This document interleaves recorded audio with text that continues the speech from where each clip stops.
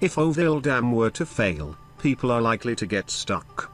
Although the dam isn't in danger, warning system wouldn't give communities time to get out. Communities just downstream of Lake Oroville Dam would not receive adequate warning or time for evacuations if the 770-foot-tall dam itself, rather than its spillways, were to abruptly fail. The state water agency that operates the nation's tallest dam repeatedly advised federal regulators a half-decade ago. The California Department of Water Resources informed federal dam regulators that local emergency officials do not believe there is enough time to perform evacuations in the communities immediately downstream of the dam during a sudden failure, according to a February 8, 2011, letter reviewed by the Associated Press. Absent significant advance warning, emergency responders instead would likely withdraw to safer ground and prepare for victims, said the same letter by the Federal Energy Regulatory Commission, which oversees safety of hydroelectric dams, in a summary of the state's conclusions. The catastrophic scenario of a sudden breach at California's second-largest water reservoir, outlined between 2010 and 2012 in online archives of federal dam regulators, is a different and far graver situation than the concern that prompted sudden evacuation orders Sunday for 188,000 downstream residents.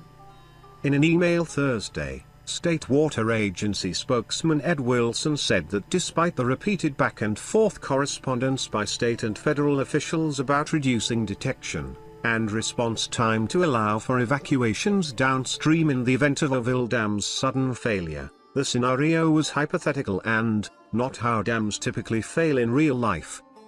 Late Sunday afternoon, operators of the nearly half-century-old dam in California's Sierra Nevada foothills became alarmed that the water cascading from the reservoir after a series of winter storms could roar uncontrolled down a rapidly eroding emergency spillway toward towns downstream. They ordered residents of parts of 3 counties to leave. Despite the troubles with the dam's flood control spillways, authorities have stressed that they do not believe the dam itself is threatened. Sunday's precautionary evacuation order was eased by midweek to allow people to return to the 16,000 resident town of Oroville and other communities.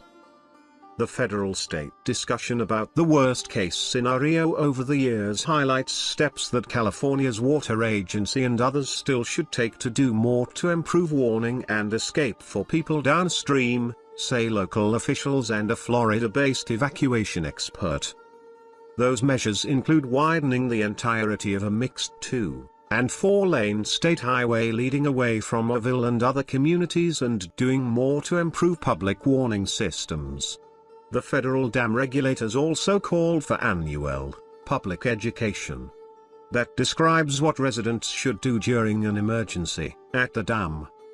As it was, some families who leapt into their cars to flee on Sunday found themselves caught in traffic jams hours later in the path of potential danger. People were just panicking, said Nancy Borsdorf of Oroville, who grabbed 2 Bibles and a Christian music CD to take with her after friends phoned to urge her to go, "Get out of town, the dam is going to blow." Many public officials and ordinary people rushed to help direct traffic or to settle the evacuees streaming into shelters.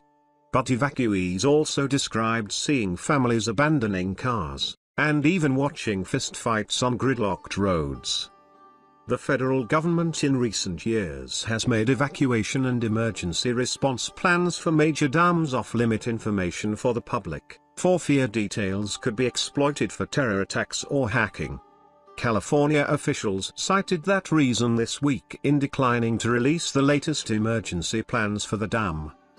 Wilson, the State Department of Water Resources spokesman, said authorities have implemented the reverse 911 automated warnings recommended by federal regulators, and also activated an emergency broadcast system locally. Residents confirmed the reverse 911 system worked Sunday. With months left in the rainy season, state spokesperson Nancy Vogel said California now has drones, cameras and human lookouts watching the dam and its spillways. Operators have been releasing torrents of water down the damaged main spillway to try to make sure the water does not pour over the emergency spillway as it did last weekend.